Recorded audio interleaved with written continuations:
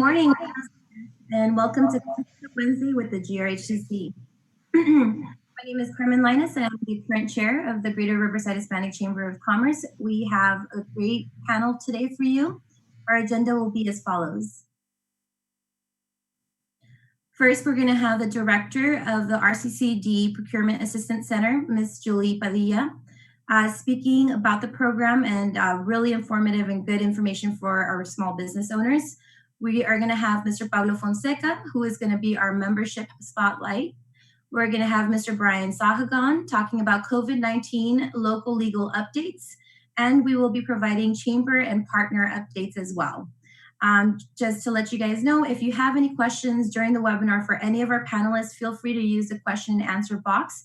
We will try to get them during the presentation. If not, towards the end, we will have a question and answers. So for our first panelist, it's my pleasure to introduce Ms. Julianne Padilla, who is the director for the Procurement Assistance Center for RCCD. Congress created the Procurement Technical Assistance Program to help businesses seeking to compete successfully in federal, state, and local government contracting, funded through cooperative agreements between the DoD and state and local entities. With that, I will pass it to Ms. Padilla. Welcome, Julie. Thank you very much, Carmen. Thank you for having me this morning. And good morning to everybody else. I'm going to start the presentation. I'm going to go ahead and share my screen very quick.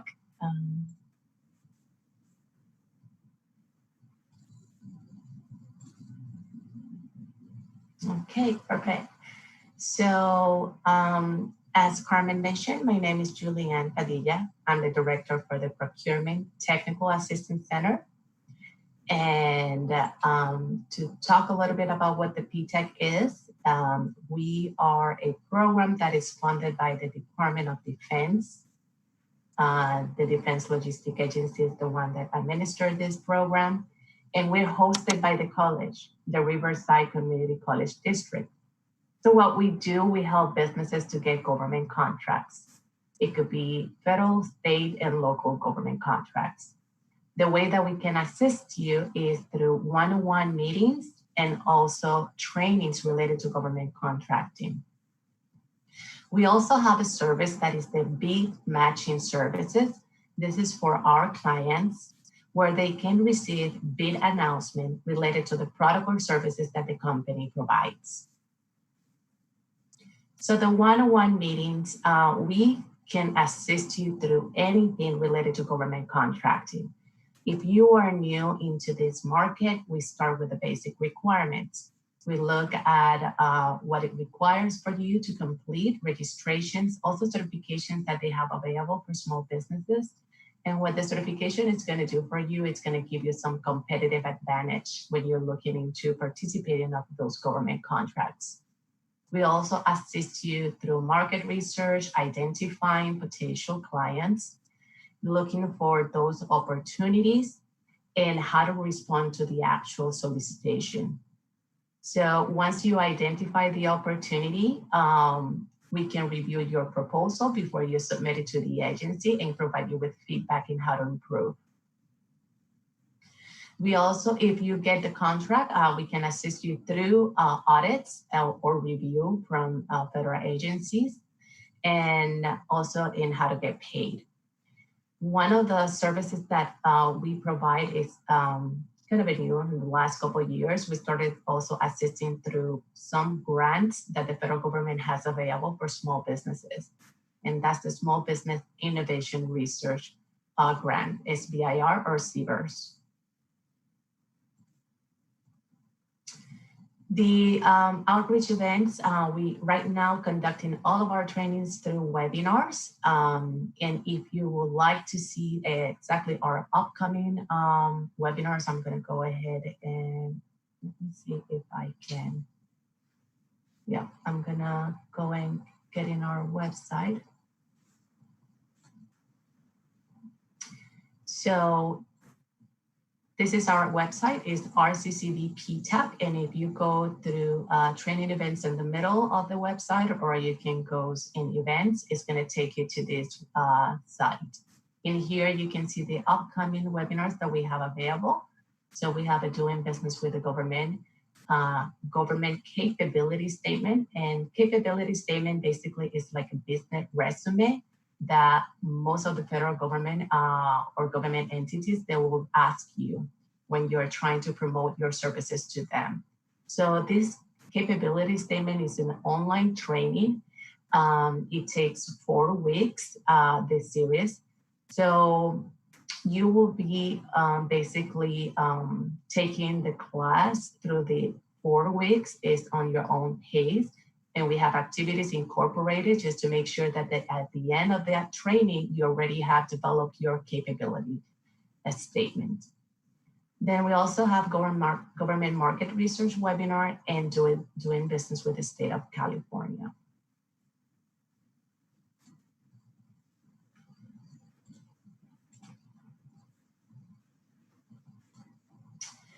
So there's different PTACs around the country. We are divided by service area. Our PTACs serve 2 counties. We serve Riverside and San Bernardino County. If you would like to get more information about other PTACs, there's 2 great websites that you can look into.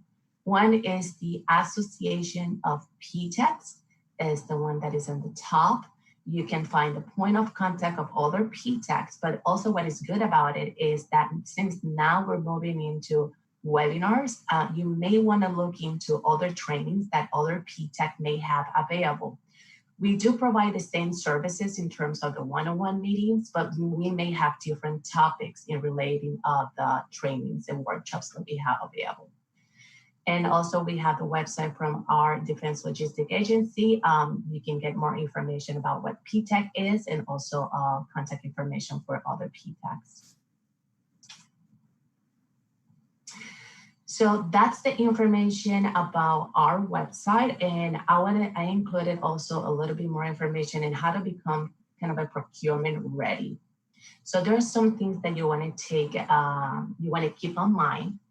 And we use these 2 terms very often, and it's part also of the government contract terms, and is to be responsive and responsible. So when we talk about being responsive, is that you follow all the instructions. It may sound simple, but we see that sometimes we are rushing to try to submit a bid or a proposal, and then most likely you're gonna miss a lot of the simple instructions that they were stated in the actual document. So you wanna make sure that you follow all the instructions that there is included in any solicitation or announcement. And then the one that I want to talk a little bit more about is the responsibility. And this is for you to, if you are qualified to perform a contract. So this is something that you will have to do an assessment to determine if you have all the resources in place in your business to be able to perform in the contract. So I included some of the areas that I noticed that you it will be helpful if you do an assessment to determine if you have those capabilities. So I included the financials, administrative, human resources, and sales. So in the next slide, I'm gonna go through each of those.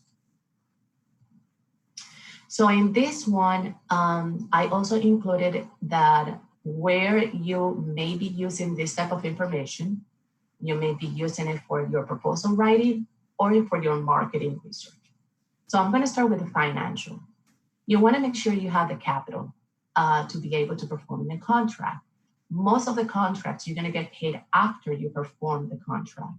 So you wanna make sure that you have those financial capabilities to be able to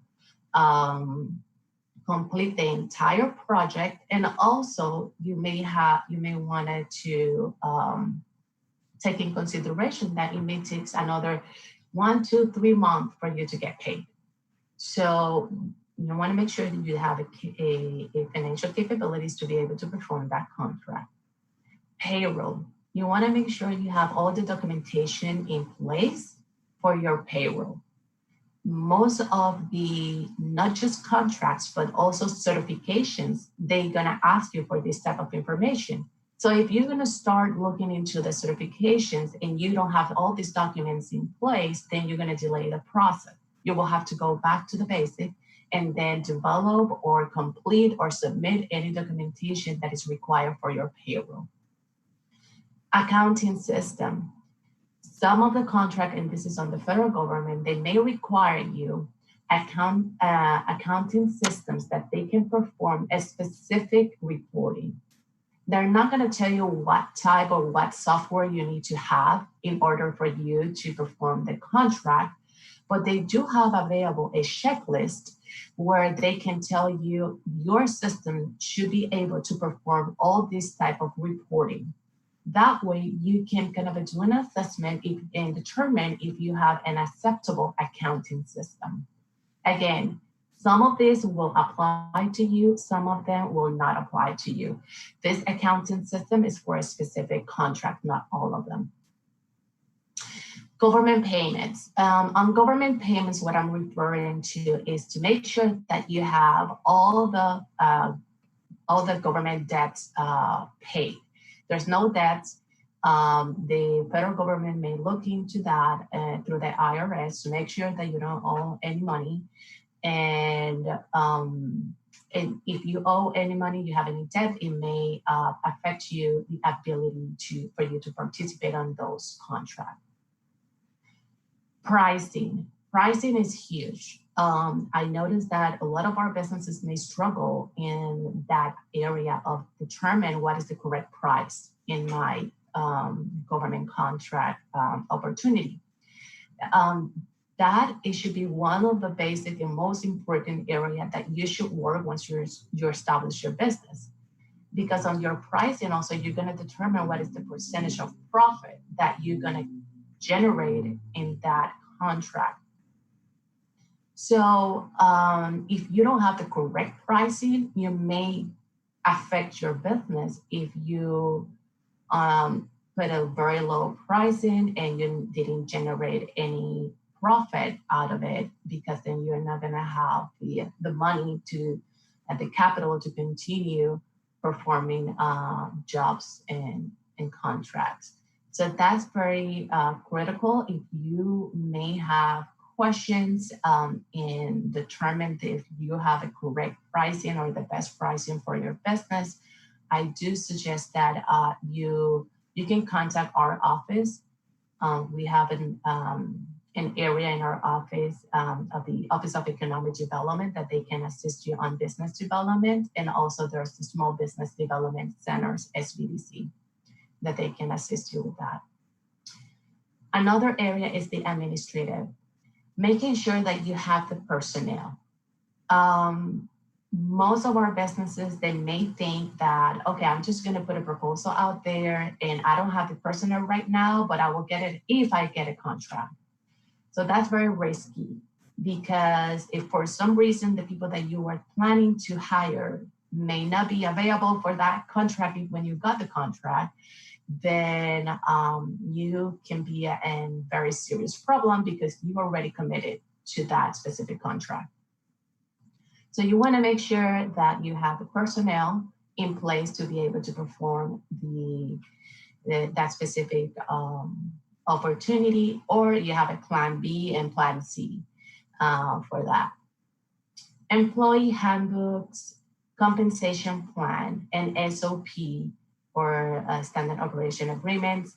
Those are things that normally you develop when you started your business. However, a lot of our businesses, they don't have that already in place. It's a little bit tedious, but it's really important for you to have it available. Some contracts may ask you for those documents and you will have to submit it. And some certifications may ask you for those as well. So you want to make sure that you have that ready, again, before you start doing and participating of any government contracts or certifications. The business structure documentation. Also, this is one of the area that some of our businesses, when they start working with us, they have to go back to the basic. And this happened mostly with the corporations, I will say, that most of the small businesses, they make it templates, and the templates sometimes they come with our to our office and they're still on blank. They haven't completed. So you want to make sure that all the documentation for that business structure is completed and is correctly completed. Some of the templates, they don't have the exact language where it determined that the owner has full control of that business. So there's some certifications they're going to look at those bylaws and agreements, and so that they can determine that that owner, he or she does have the full control of the business, majority of voting, and the stocks and everything. So we want to make sure that you have all those documentations in place, ready, and they're correct. On sales contracts, you don't need to have specifically a previous contracts with the government in order for you to do business with the government. You can have in the private sector any contracts. So, and you can use those as a past performance when you're looking to participate of any opportunity with the government. So I do suggest everybody to start looking at those, even the small contracts or small jobs that you have done in the private sector. Start creating a list of those customers. And also in the list, you can add a brief description of what was the scope of work for that specific job, because you will need that information for marketing, and you're going to need that information also for your proposal writing as well. And also you can include the years when you perform those jobs as well. And any agreements, what it refers to is that if you have any special agreements where you're giving special rates or prices to any company or any other customers, those agreements may be you may have to disclose it in the federal government, depending on the contract. So you may want to have that information available if you're looking to do business with the government.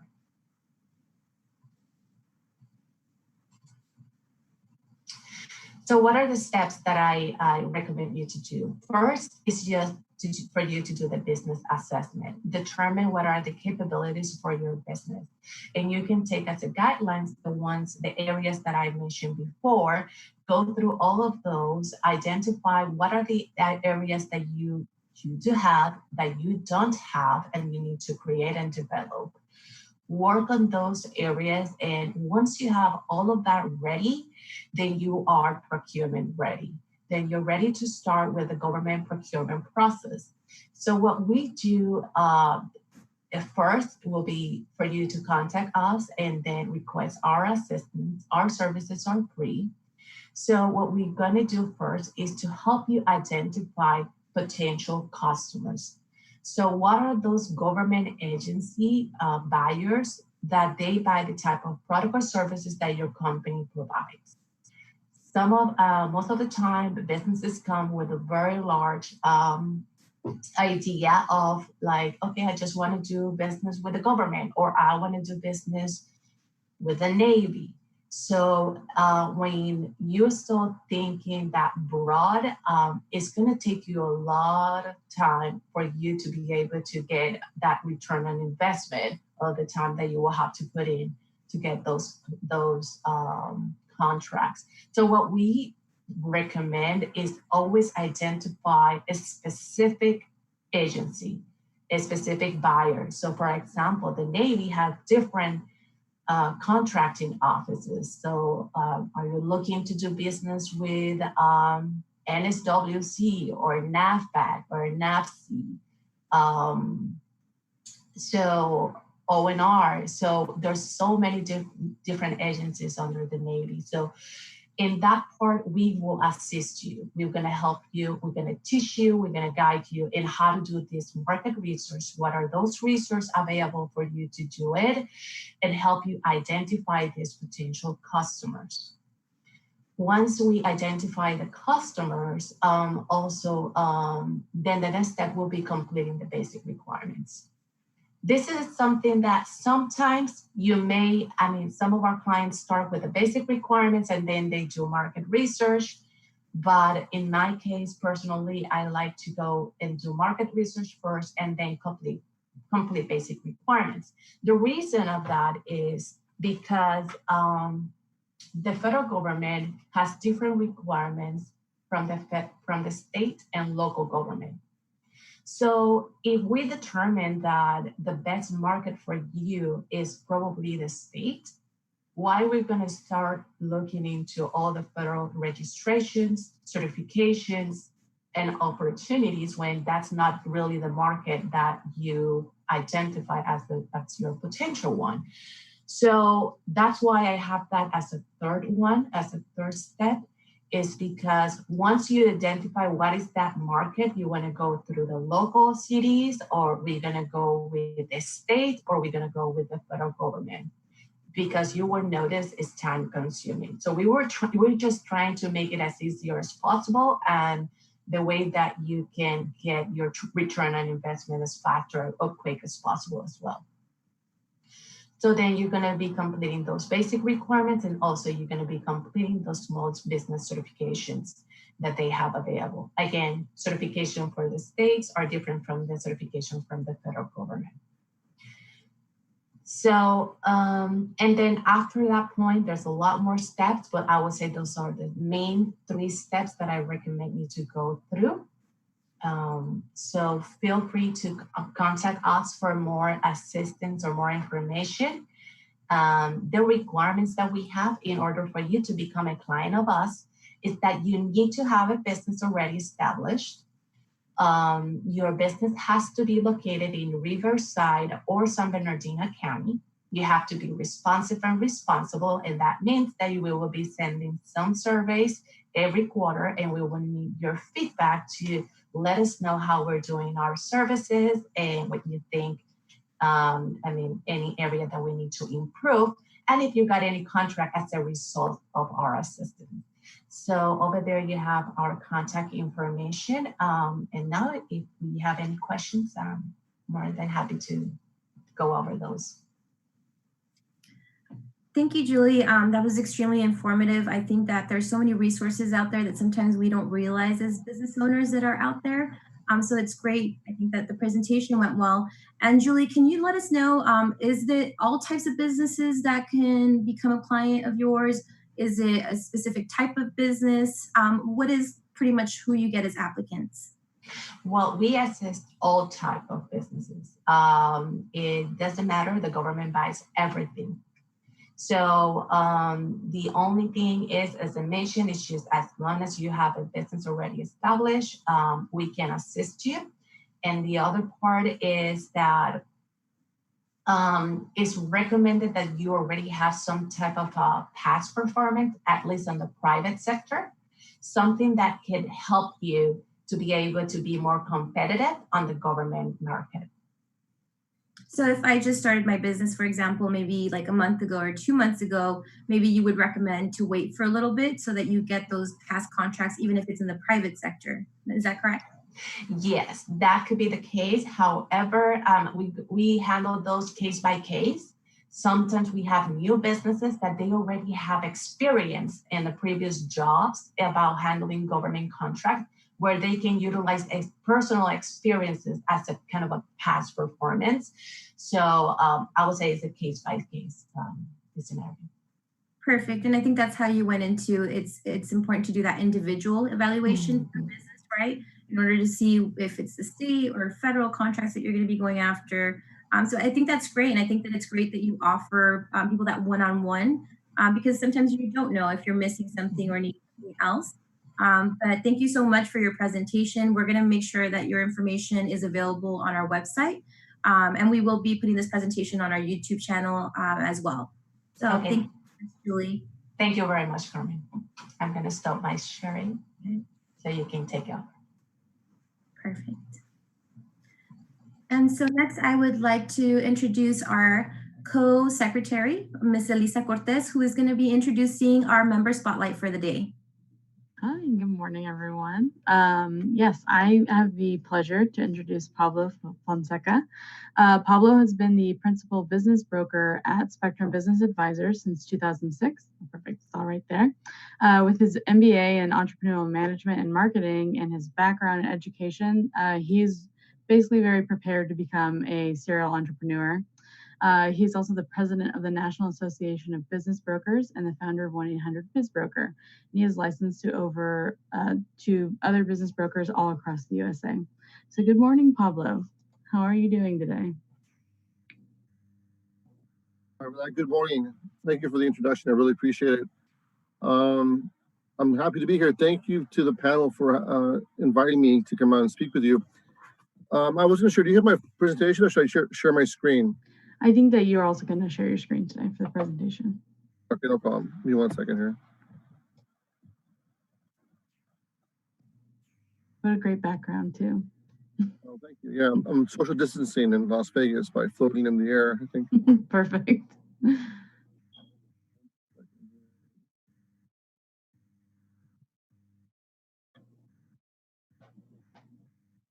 Okay, so what I do is kind of self-explanatory, a little bit boring. Unless you're involved in the transaction, I'm a business broker, and so I help businesses sell their business when they're ready to retire, or they're burnt out, or they need to sell a business for any other reason. And that's pretty self-explanatory and simple as it sounds. A little bit difficult to do, but what I want to talk about today that will give you a little bit more value is I want to talk about how we value business, because I think it's very important that as a business owner, you have an idea of what your business is worth at all times. And this just goes into planning. Just as you look at your income statements, hopefully regularly, you want to look at where your business is valued, because there's some statistics out there that say that less than a quarter of business owners out there have an exit strategy, and even fewer than those have an idea of what the business is worth. And so what I want to talk about today is how we actually calculate what a business is worth from the pricing standpoint, because there's actually several ways to price a business for sale, or price a business to complete a business valuation, whether it's being used for example, for a divorce, for example, or if it's being used for tax purposes. There's different kind of strategies and methodologies that are put in place. But for the most part, and for 99% of businesses out there that are doing less than $5 million annually, and you're going to put it on the market for sale, the way we calculate a business value is by adjusting the net earnings of a business and multiply those net earnings by a specific industry multiple. And we call these adjusted earnings discretionary earnings. And the reason we call them discretionary earnings is because you actually, when you calculate your gross and net earnings that are usually available on your tax returns, or they should be on your tax returns, you as a business owner want to minimize your tax liability. So you go in your business and you expense items that are for your personal benefit. Let me give you a few examples of those. Say that you're an attorney, for example. One of your expenses will be your owner's auto expense. Now, you may be an attorney that drives around in a Lexus versus a Camry and so forth. So those items are discretionary, and you get to deduct those, for example, as a lease from your net earnings to lower your tax liability. So those items like owner's auto expenses, your health insurance, your life insurance, depreciation, amortization, and other items, we call them discretionary items. And so what we do is we identify those and we add them back to your net earnings. So let me give you just a really quick example of what I mean. This is a snapshot of the first page of a company's tax return. This is a corporate return, but if you're a small business and just have a DBA, you might have a Schedule C, but it pretty much tells you the same thing. The important items on your schedules on this tax document are your sales, which is in line 1C, your total income or loss, which is line 6, which is in this case the same because they don't have a cost of goods. This is a service business. It's actually a medical office. Line 7 is the compensation to the officers. So as you can see, this corporation, this is an S corp, and they pay a compensation to the owners. So that's obviously an item we're going to look at. And then number 13 and 14 are interest, depreciation expenses. Number 17 is a pension that the owner has set up for themselves. And also number 19, which is other deductions, which are actually itemized in another page on statement 1. And I highlight those because we need to look at that statement as well. So and then of course you have item number 21, which is your income that you report to the IRS. This is your adjusted income for the IRS for tax purposes. Again, this business reported $261,000 in net income, but this is not their true net income, and I'll show you why in a second. So on Form 1125E, they itemized the compensation to the officers. As you can see here, one officer was paid $142,000. This is the doctor, and she paid herself that much money. And the other officer was paid $33,000, and this was her husband. So we're only going to take back the compensation for one of the officers, which is the main officer, main owner, and we're going to take that into account when we add back our deductions. So let me show you a summary of the deductions here on this next page. Actually, I'm sorry. Let me look over. This is the statement 1 that was referred to on item that itemized the other expenses, and then here we have the truck and auto expenses. We have the continuing education, which is also a discretionary item. If you think about it, in some businesses they require continuing education, like medical profession or the law, accountants. There are discretionary items, and in there you might decide that you want to take a class on a cruise ship, which costs maybe $5,000 to go to, versus an online class, which would be much cheaper. This is why we call it discretionary, because it could affect your lifestyle. Gifts and travel. So now on the next page, what I'm going to do is this is a snapshot of an Excel spreadsheet that I have set up specifically for doing these evaluations. Excuse me. So what I noted here are the net income, which is $261,000, and then all the other adjustments below that. So you have the adjustment for the interest, for the depreciation, for the owner's salary, for the owner's payroll tax, the owner's auto, and so forth.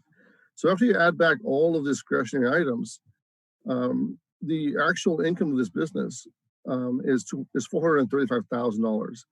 So the actual owner's benefit of this business is $435,000 to a new owner, because they're going to have an idea or a choice as to how they spend all these discretionary items.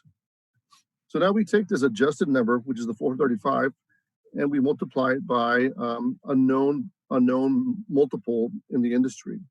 And for business like this, which is an urgent care and a doctor's office, it's right around 2 times. Now, this is part of the valuation. Is kind of the art and the experience that comes with being a business broker, because it could be a 2, it could be 2.5, 2.8, it could be 3, and some of the things that affect this valuation or this multiple are items like how long they've been in business. If this is a newer business, of course, you'd multiply it by a smaller multiple. If it's a very well-established business over the course of 30 years, 20 years, it has a much higher multiple. If the business is, for example, a restaurant that's fully staffed and non-owner operated, it's run by managers, the multiple is much higher than if it's a restaurant that's managed, owned, and operated by the owner himself or herself. So that multiple is what you need to do your research on. And if you ever have questions about what multiple your industry is in, give me a call and contact me, and I'll help you identify that number. Because again, the first item, your discretionary earnings, is pretty much an accounting practice. You can figure that out, it's just math. But that multiple, that has a little bit more of the art of the valuation intrinsically in that number. So we need to have like a range established for that. So as I mentioned before, a few business owners have an idea what the business is worth. And I see this a lot when I go talk to business owners that want to sell their business. And oftentimes when I ask them, what do you think business is worth? You'd be surprised that maybe close to more than 3/4 of them say, oh, my business is worth $1 million. Everyone's business is worth $1 million. But unfortunately, the case is that's not the reality. And so if you want to run your business and operate your business to grow it to the value of $1 million, then you should know how that valuation, how we reach that valuation. And so that's the reason I wanted to explain to everyone how we do valuation. So you can, if you want $1 million valuation, look at your tax return. How much did you make last year? Adjust for the earnings, and then work backwards from the multiple, and that's what the value is worth. So then you have an idea of what you need to do to get your value to that number.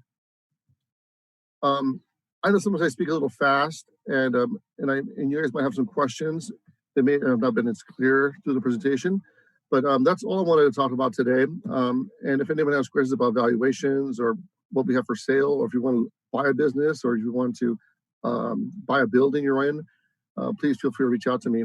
My email is pablo@1-800-bizbroker.com. Otherwise, I'm ready to take some questions if you have any at this time.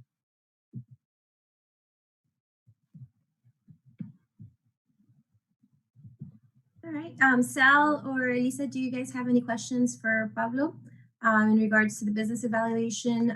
Pablo, I think that was a great presentation, because it is important as a business owner to know the worth of what your business is, whether it's to grow or it's to sell your business, or if you want to purchase a business, right? So I think that was extremely informative. Sal, do you have any questions for Pablo? Yeah, a comment. Yeah, I do, and a comment as well. I mean, I think that was excellent information. I think, like you said, a lot of us don't have an exit strategy, and it's important to consider what your business is worth, right, and where you're gonna go up after the fact.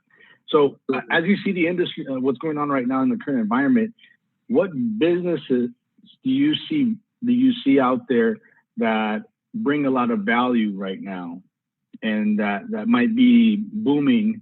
It might be a good opportunity to buy a business from you for? When you say bring a lot of value, do you mean like which businesses have the highest multiples of earnings, or are you asking in the current environment? Yes. Okay. The highest multiples of earnings. The highest multiples of earnings are businesses that are highly capital intensive. So, for example, a water bottling plant. They have lots of equipment, and they have few labor requirements as far as inputs. Those have a higher multiple of earnings than, for example, an insurance company, where the insurance company might be only worth 1 times your the earnings of the owner for 1 time. As far as opportunities right now, any business right now that is involved in medical devices or medical equipment, transportation, those are big businesses. Businesses that I would stay away from or anything that can be Amazoned. So if your business can be Amazon, I'd be very concerned about your future, and you might want to figure out a way to compete against them in a way where you can offer more service, for example. But anything that's not Amazon, even restaurants right now, you might think restaurants, obviously they're in bad shape right now, and the numbers out there are showing that maybe as close to 1/3 of them might not reopen after this COVID crisis is over. It might be an opportunity to go out there and buy some. If you ever wanted to get into the restaurant business, this might be an opportunity for you to do so, because you'll be able to do that at a very well discounted price.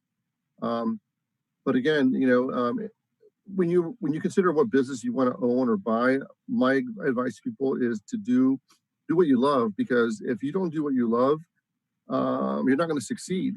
Because running a business is a full-time, double full-time endeavor. It's not a 9-to-5 job where you can turn it off and you get home. And if you don't love what you do, you're not going to put the effort it takes to be successful in any business that you try to compete in. Yeah, I completely agree. I couldn't agree with you more. That's what I preach to my kids in college too. Do what you love, otherwise it's going to be torture. So yeah, I mean, on my part, I think those are my only 2 questions. And thank you so much. It was very, very informative. And thank you, Sal. Really enlightened me. Thank you.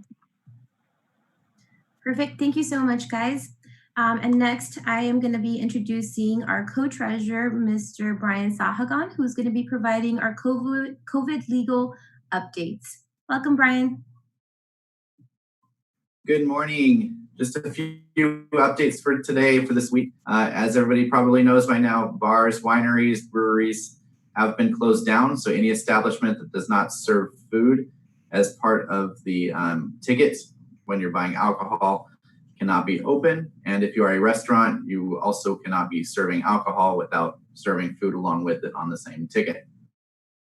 That's kind of the big one today. The governor is going to speak out about what will be changing for 4th of July and going forward. It looks like they're going to be retracting some of the businesses, so stay tuned on that. We'll keep everybody posted on our Facebook page about what goes on with that. And with that, I'll turn it over. Perfect, Brian. And I think that there was a little bit of confusion because there are some restaurant owners that thought that because they have a bar in their restaurant that they had to close. But that's not the case, right? So as long as you're dining, it's a dine-in, you're still allowed and you can still order a drink as long as you're ordering like some type of food. So it's not restaurants across the board. It's, it's breweries that don't have or don't offer any food. So I think yes, restaurants are still allowed to be open, and also make sure you're following the guidelines for your county or for the state as far as operating a restaurant too. Perfect. And I think that goes with any business, right, Brian? Because the state may have certain regulations, but then your city or your county may have stricter regulations or may have additional requirements. I believe you said San Bernardino was asking for certification for restaurants. So it's just important for our business owners to be aware that it's not just statewide, but it's city and county. And Brian, I know that your law firm specializes in helping business owners. So if they have any questions, regardless of what type of business, they can always contact you directly, right? Absolutely. Feel free to contact us. Okay. And I think next week we will have a little bit more updates for everybody, considering the governor is going to be speaking today. I know Orange County was going to be making some decisions, so we will definitely have more updates for you next week. Thank you. Thank you, Brian. And next, I would like to introduce our Executive Director, Joe Ramos, who is going to be providing us with our chamber and partner updates. Good morning, everybody. Thank you, Carmen. Big thank you to you to Julie and Pablo for being our guests today. We really appreciate the time and the presentations. They were very informative. Really quick, the first thing I want to talk about for our chamber, and you're going to hear me talk about it every week for the next couple of weeks, our golf tournament's ready to go. We have some dates confirmed for August 14th. We're going to be at Dos Lagos in Corona. Registration is now live on GRHCC.com. So if I can get the golf tournament slide, please. There's still some basic information right there. Please reach out to me if you're interested. We have a lot of options to join, even if you're not a golfer. If you just want to attend the luncheon portion, or if you just want to go out there and support, we'd really appreciate it. The sponsorship packages vary. And again, all of the money that we raise through this program goes directly to our scholarship program. We provide students with $1,000 scholarships, laptops, printers, everything they need for their continuing education.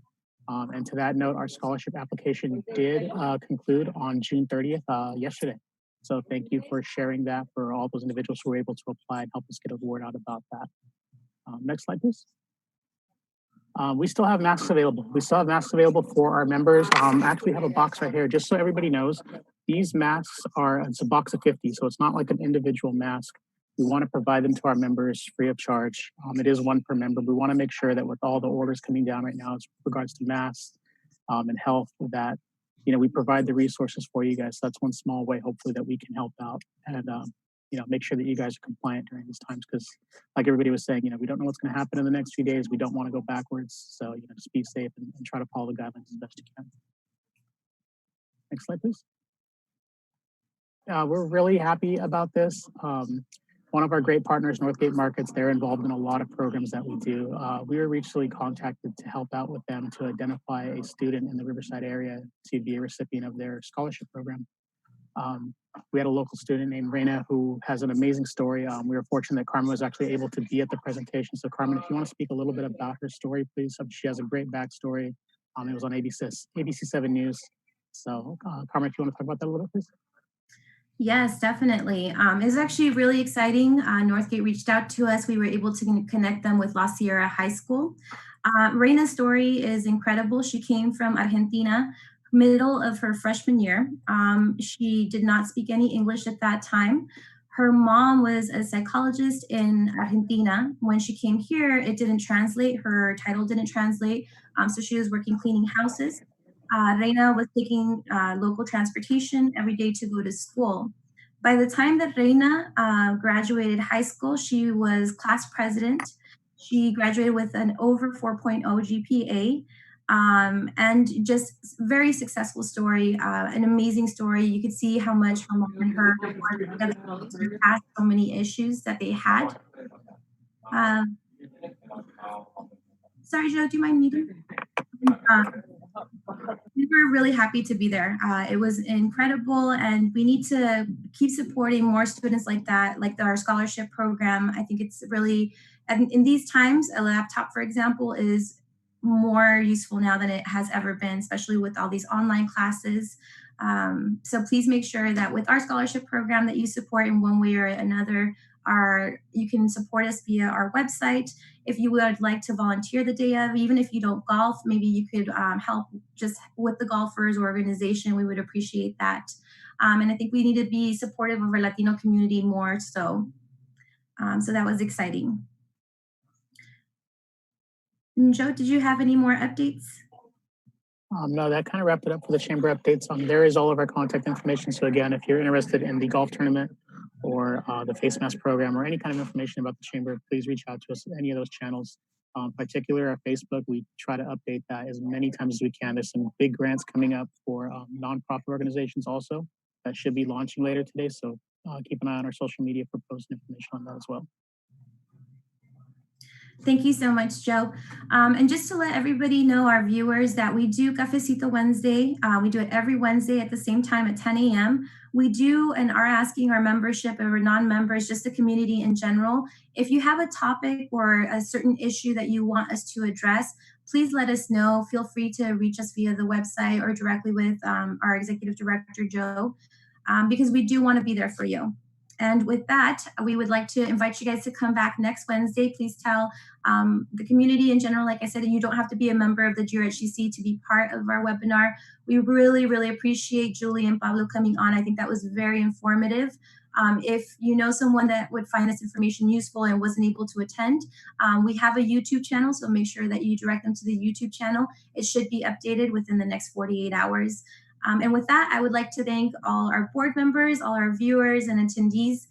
Thank you so much, and make sure that you're safe this 4th of July weekend. I know a lot of people want to be out and about, but make sure that you practice social distancing. Make sure that you wear your mask because our numbers are starting to go back up in California. So please be safe. Have a good 4th of July weekend, guys.